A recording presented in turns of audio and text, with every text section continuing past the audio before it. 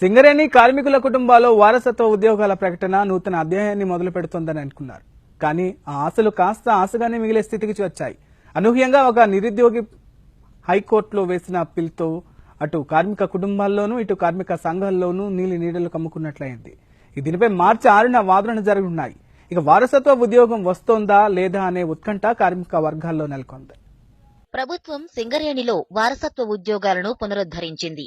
జనవరి 1 నుంచి అనారోగ్య కారణాలతో ఉద్యోగ విరమణ చేయడానికి 48 నుంచి 58 ఏళ్ల వయసున్న కార్మికులు దరఖాస్తు చేసుకోవచ్చని సింగరేణి యాజమాన్యం ఉత్తర్వులు జారీ చేసింది. దీంతో కార్మికులు గనులపై దరఖాస్తులు చేసుకుంటున్నారు. సింగరేణి కార్మికుల పిల్లల్లో దాదాపు 30,000 మంది నిరుద్యోగులకు దీనివల్ల మేలు జరగనుంది. సింగరేణిలో కార్మికుల అనారోగ్యం వల్ల ఉద్యోగ విరమణ చేసే కార్మికుల స్థానంలో ఉపాధి పొందే వారసులు ఎలాంటి నైపుణ్యం లేని బదిలీ వర్కర్ ఉద్యోగంలోనే చేరాల్సుంటుంది. ఇతర ప్రభుత్వ రంగ సంస్థలు, పరిశ్రమల్లో చేసే కొలువులకు ఏదో ఒక విద్యార్హత ఉంటుంది. సింగరేణిలో నైపుణ్యం లేని కార్మికుడికి విద్యార్హతలతో సంబంధం ఉండదు. సంస్థలో చదువుతో ముడిపడి ఉన్న ఉద్యోగ నియామకాలకు యాజమాన్యం బయటి వ్యక్తుల నుంచి దరఖాస్తుల్ని స్వీకరిస్తూనే ఉంది. ఇతర ప్రభుత్వ రంగ పరిశ్రమలతో పోల్చుకుంటే బొగ్గు పరిశ్రమ భిన్నమైంది. భూగర్భ గనుల్లో నిత్యం ప్రమాదాలను ఎదుర్కొంటూ అత్యంత ప్రమాదకర పరిస్థితుల్లో కార్మికులు విధులు నిర్వర్తించాల్సుంటుంది. కొన్ని గనుల్లో పైకప్పు ఎత్తు కేవలం 4 మీటర్ల లోపే ఉంటుంది. ఇలాంటి పని స్థలాల్లో కార్మికులు వంగి పనిచేయాల్సుంటుంది. ప్రధానంగా కోల్ పిల్లర్ గా విధులు నిర్వర్తించిన కార్మికులు నడుముపై బరువైన బొగ్గు తట్టను మోయక తప్పదు. ఇలాంటి కఠినమైన పని స్థలాల్లో యవ్వనంలో పనిచేసిన కార్మికులు ఇప్పుడు మోకాళ్ల నొప్పులు, నడుం నొప్పులతో సతమతమవుతున్నారు. దీనికి తోడు భూగర్భ గనుల్లో వాడే పేలుడు పదార్థాల వల్ల వచ్చే దుమ్ము, ధూళి, పొగతో పాటు ప్రమాదకరమైన పేలుడు పదార్థాల్లో వాడే రసాయనాలను పీల్చుకోవడం వల్ల అనేక మంది శ్వాసకోశ వ్యాధులతో అనారోగ్యానికి గురవుతున్నారు.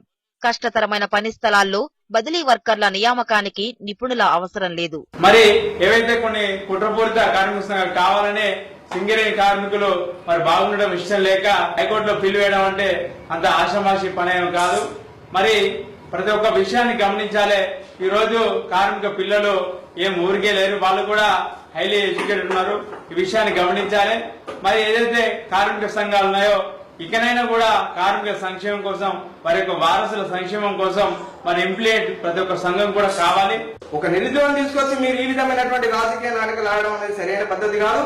కావున కార్మిక సంఘం ఏదైతే దాన్ని మేము ఒకటే హెచ్చరిస్తున్నాం. భవిష్యత్తులో మీకు మాత్రం ₹4 లేకుండా ఖచ్చితంగా చేస్తాము. సింగరేణి కార్మిక బిడ్డల సంఘంలో దాదాపు అందరూ ప్రతి ఒక్కరు ఎడ్యుకేటెడ్ ఉన్నారు. నానా రకాలుగా ఇబ్బందులు పెట్టుకుంటే చాలా మందిని మీరు హింసలకు గురి చేసినటువంటి పరిస్థితి సింగరేణిలో ఉన్నది. అయ్యా సంఘాల నాయకులారా, దయచేసి మేము ఒకటే చెప్తున్నాము, ఈ రోజున మా కడుపు కట్టే ప్రయత్నం మీరు చేయొద్దు. ఏదైతే ఉందో ఈ వారసత్వ ఉద్యోగానికి చట్టబద్ధత కల్పించాల్సిన బాధ్యత టీఆర్ఎస్ ప్రభుత్వంతో పాటు కేసీఆర్ ప్రకటించిన తర్వాత ఒక్క సంవత్సరం నిబంధన అనేది పెట్టారు. దీని వల్లనే 3,000 మంది ఇప్పుడు తమ యొక్క ఉద్యోగ అవకాశాన్ని పోగొట్టుకున్నారు. అంతేకాకుండా ఇప్పుడు ఈ పిల్లి వేసి ఇంకొక సంవత్సరం ఆపినట్టయితే ఇంకొక 5-6 వేల మంది తమ ఉద్యోగాలు పోగొట్టుకుని తన తండ్రులు జాబులు వేయలేక, వీళ్ళు ఉద్యోగాలు వేయలేక ఇవన్నీ కూడా ఇబ్బందులు అవుతాయి. దీన్ని దృష్టిలో పెట్టుకుని 6వ తారీఖు జరిగే తీర్పుకు అన్ని యూనియన్లు కూడా మద్దతు ఇచ్చి అన్ని యూనియన్లు ఏకమై దీని కేసును కార్మిక పక్షాన వచ్చేటట్టు కృషి చేయాలని మేము మీ మీడియా ద్వారా తెలియజేస్తున్నాం. అయితే గోదావరి ఖనికి చెందిన సతీష్ అనే ఒక యువకుడు ఇటీవల హైకోర్టులో వేసిన ప్రజా ప్రయోజన వ్యాజ్యంతో ఒక్కసారిగా కార్మిక కుటుంబాల్లో చీకట్లు అలుముకున్నాయి. భవిష్యత్తులో కోర్టు ఇచ్చే తీర్పు మేరకే సింగరేణి యాజమాన్యం జారీ చేసిన ఉత్తర్వుల భవితవ్యం ఆధారపడి ఉంది.